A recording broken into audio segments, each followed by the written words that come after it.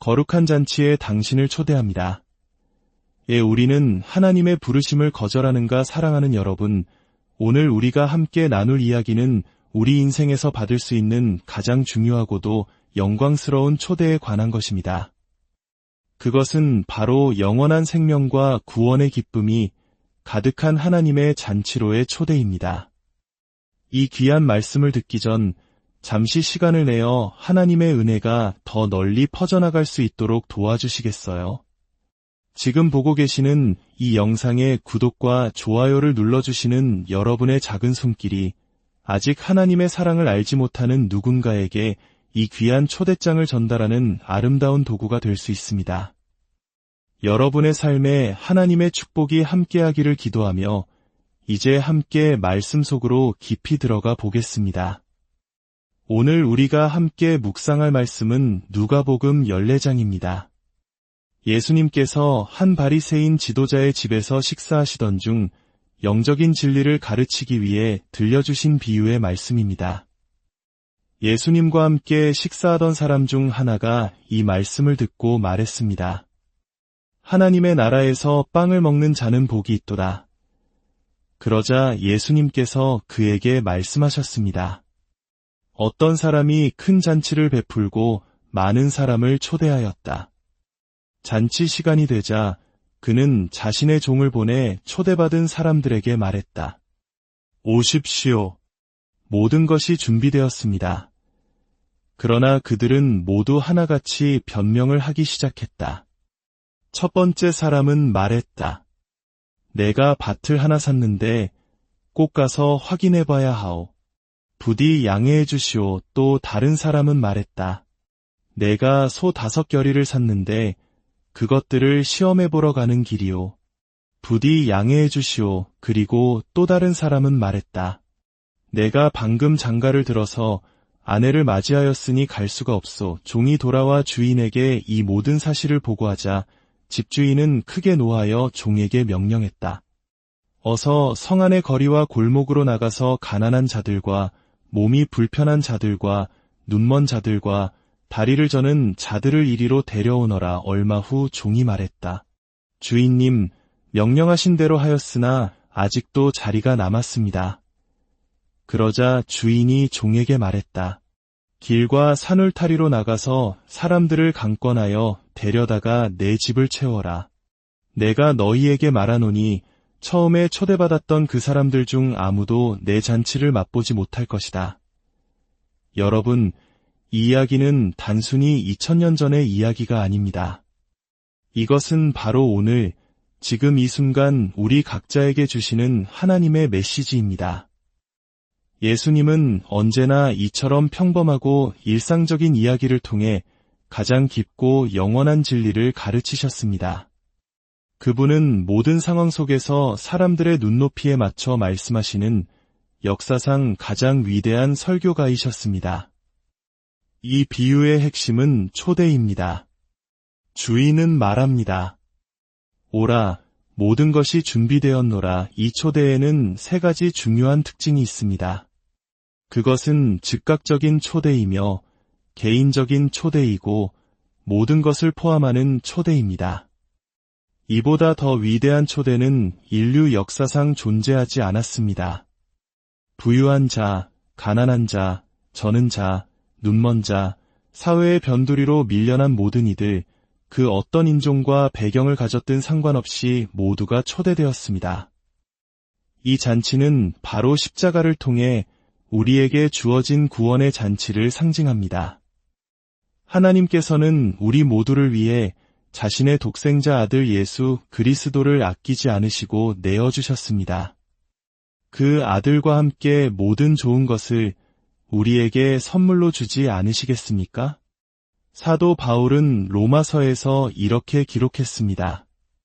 우리가 아직 연약할 때에 그리스도께서 경건하지 않은 자를 위하여 죽으셨도다. 하지만 슬프게도 사람들은 변명을 늘어놓기 시작했습니다. 만왕의 왕이시며 만주의 주이신 분께서 죄를 용서받고 영원한 생명을 얻으며 그 이름이 생명책에 기록될 복음의 잔치에 초대하셨건만 그들은 시시한 핑계를 대며 거절했습니다. 첫 번째 사람은 땅을 샀다고 말했습니다. 그는 세상의 것들, 즉 재물과 물질주의에 더 큰 관심을 두었습니다. 그의 마음은 사업과 부에 대한 염려로 가득 차 있었습니다. 예수님께서는 재물을 의지하는 자가 하나님의 나라에 들어가기가 얼마나 어려운지라고 말씀하셨습니다. 여기서 중요한 것은 재물을 의지하는 것입니다. 부자가 되는 것 자체가 죄는 아닙니다. 돈을 갖는 것이 악한 것도 아닙니다. 하지만 우리가 돈을 하나님보다 더 신뢰하고 그것을 인생의 최우선 순위에 둘 때 그것이 바로 문제가 됩니다. 세상에서 가장 큰 부자가 되어도 죽을 때 단 한 푼도 가져갈 수 없음을 우리는 기억해야 합니다. 우리가 남긴 재산은 종종 다른 이들의 다툼거리가 될 뿐입니다. 오늘날 우리는 영혼보다 육체를, 영원한 것보다 순간적인 것들을 우선시하며 살아갑니다. 예수님께서는 물으셨습니다. 사람이 만일온 천하를 얻고도 자기 목숨을 잃으면 무엇이 유익하리요? 두 번째 사람은 소 5겨리를 샀으니 시험해봐야 한다고 했습니다. 그는 자신의 일과 사업에 너무 몰두한 나머지 영원한 가치를 보지 못했습니다. 밤에 소를 시험하러 간다는 것은 사실 말이 되지 않는 변명입니다. 손전등도 없던 시절의 말입니다. 이것은 그저 하나님의 초대를 거절하기 위한 핑계에 불과했습니다. 세 번째 사람은 결혼했기 때문에 갈 수 없다고 했습니다. 어쩌면 그는 다른 두 사람보다는 조금 더 나은 핑계를 댔다고 생각할 수도 있습니다. 하지만 예수님께서는 이미 말씀하셨습니다. 누구든지 내게 오는 자는 자기 부모와 아내와 자녀와 형제와 자매와 및 자기 목숨까지도 미워하지 아니하면 능히 내 제자가 되지 못하리라. 여기서 미워하다는 말은 우리가 생각하는 증오의 감정을 의미하는 것이 아닙니다. 이것은 우선순위에 관한 말씀입니다. 우리의 삶에서 최우선은 그리스도, 바로 하나님이 되어야 합니다. 가족을 포함한 다른 모든 것은 그 다음입니다. 성경은 로마서 1장 20절에서 그들이 핑계하지 못할지니라 라고 분명히 선언합니다. 그렇다면 오늘날 사람들은 어떤 변명들을 하고 있을까요? 첫째, 성경은 너무 어려워서 이해할 수 없습니다. 라고 말합니다. 하지만 예수님은 모든 것을 이해하라고 말씀하신 적이 없습니다. 그분은 단지 믿으라고 말씀하셨습니다. 위대한 신학자였던 어거스틴은 기독교인이 되기 전을 회상하며 이렇게 말했습니다. 나는 소크라테스나 플라톤을 믿기 전에 먼저 그들을 이해해야만 했다. 그러나 예수 그리스도에 있어서는 나는 먼저 그를 믿었고 그 후에야 비로소 이해하기 시작했다. 여러분, 우리 중에 중력의 원리를 완벽히 이해하는 사람이 있습니까? 전기가 어떻게 작동하는지 모두 설명할 수 있나요? 우리가 먹은 음식이 어떻게 피와 살, 뼈와 머리카락이 되는지 그 신비를 누가 다 알 수 있겠습니까? 우리는 모든 것을 이해하고 믿는 것이 아니라 믿음으로써 받아들입니다. 하나님께 나아올 때 우리는 어린아이와 같은 순수한 믿음으로 나아와야 합니다. 세상의 지혜로는 하나님을 알 수 없다고 성경은 말합니다. 어떤 것들은 우리의 이해를 뛰어넘습니다. 우리는 그것을 믿음으로 받아들입니다. 하나님께서 시작도 끝도 없으시며 어제나 오늘이나 영원토록 동일하시다는 사실을 저는 이성으로 다 파악할 수 없습니다. 하지만 저는 그것을 믿음으로 받아들입니다. 하나님은 존재하시며 온 우주의 창조주이시며 나의 구원자이십니다. 요한복음 3장 16절 말씀을 이해하지 못할 사람은 아무도 없습니다. 하나님이 세상을 이처럼 사랑하사 독생자를 주셨으니 이는 그를 믿는 자마다 멸망하지 않고 영생을 얻게 하려 하심이라. 이 단순한 진리만으로도 충분합니다. 둘째, 저는 너무 죄가 많아서 나중에 좀 더 나은 사람이 되면 그리스도께 나아가겠습니다. 라고 말합니다. 이것은 하나님의 은혜를 오해하는 것입니다. 사도 바울은 말했습니다. 미쁘다 모든 사람이 받을 만한 이 말이여 그리스도 예수께서 죄인을 구원하시려고 세상에 임하셨다 하였도다. 죄인 중에 내가 괴순이라 바울 자신을 죄인 중에 우두머리라고 고백했습니다. 우리 역시 마찬가지 아닙니까? 저 또한 때때로 그렇게 느낍니다. 하지만 바로 그 죄인들을 위해 예수님께서 이 땅에 오셨습니다.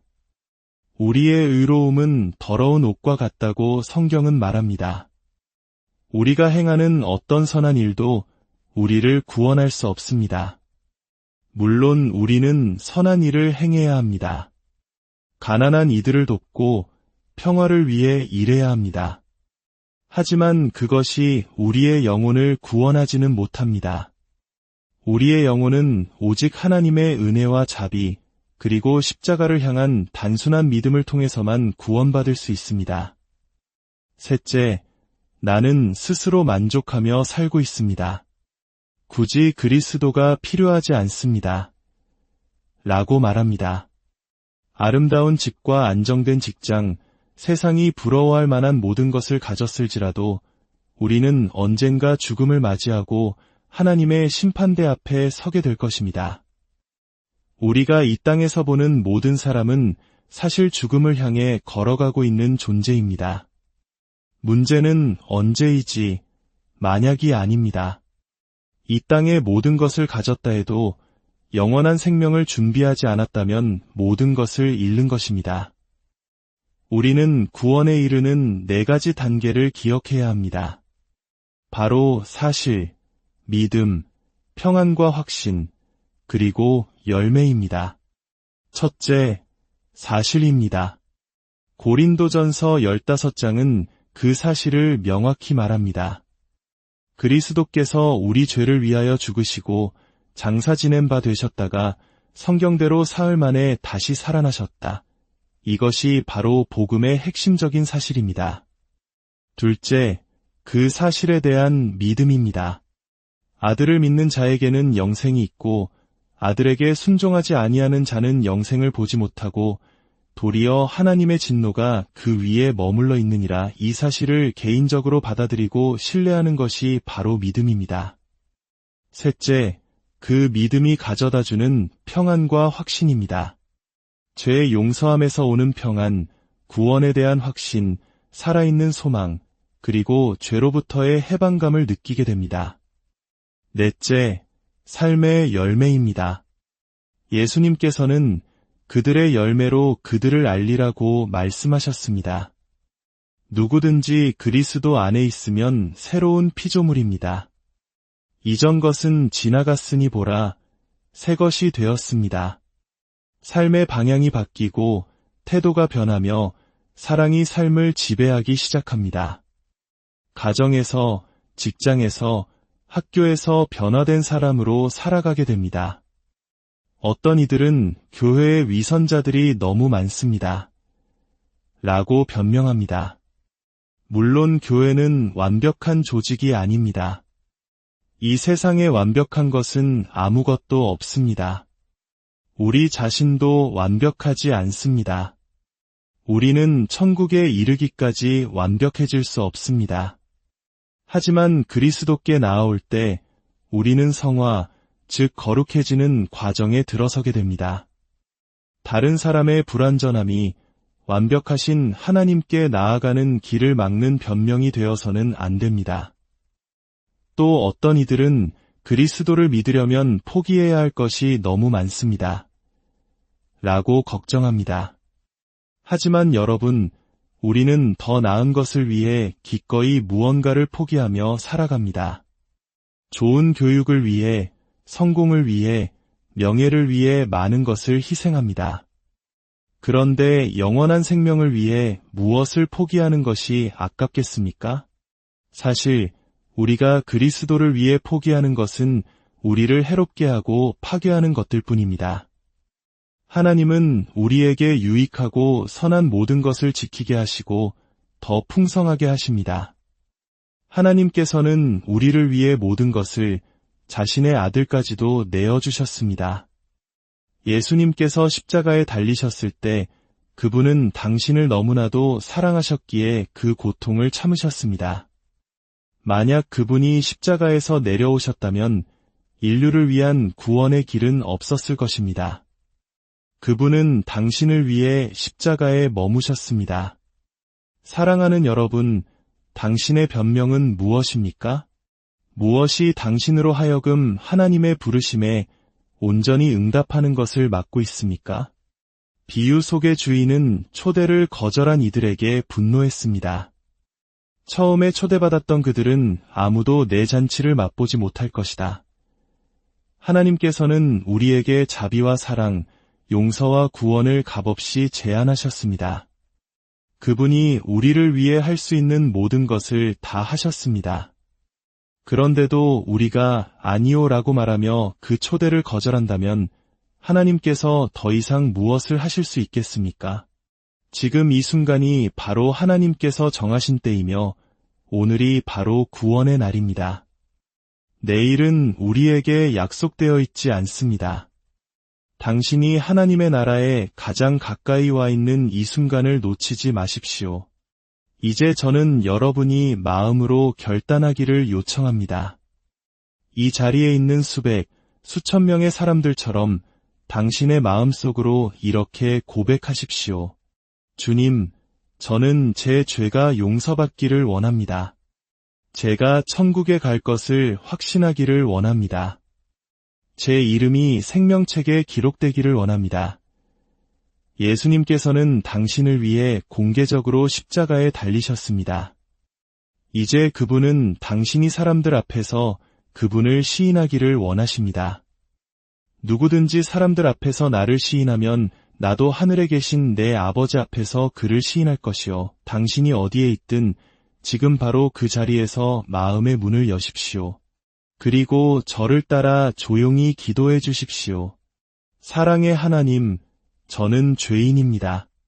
저는 제 삶을 제 마음대로 살아왔고 하나님을 무시했습니다. 오늘 예수님께서 저의 죄를 위해 십자가에서 죽으시고 부활하셨다는 사실을 믿음으로 받아들입니다. 저의 모든 죄를 회개하오니 용서하여 주시옵소서. 지금 제 마음에 들어오셔서 저의 주인이 되어주시고 제 남은 생을 인도하여 주시옵소서. 예수님의 이름으로 기도합니다. 아멘. 만약 당신이 이 기도를 진심으로 따라 하셨다면 하나님께서는 당신의 기도를 들으셨고 당신은 이제 하나님의 자녀가 되었습니다. 이 결단이 당신 인생의 끝이 아니라 가장 영광스러운 시작임을 기억하십시오. 가까운 교회에 나가 신앙의 공동체와 함께 믿음의 여정을 시작하십시오. 주님의 이름으로 여러분의 삶과 가정 위에 평안과 은혜가 강물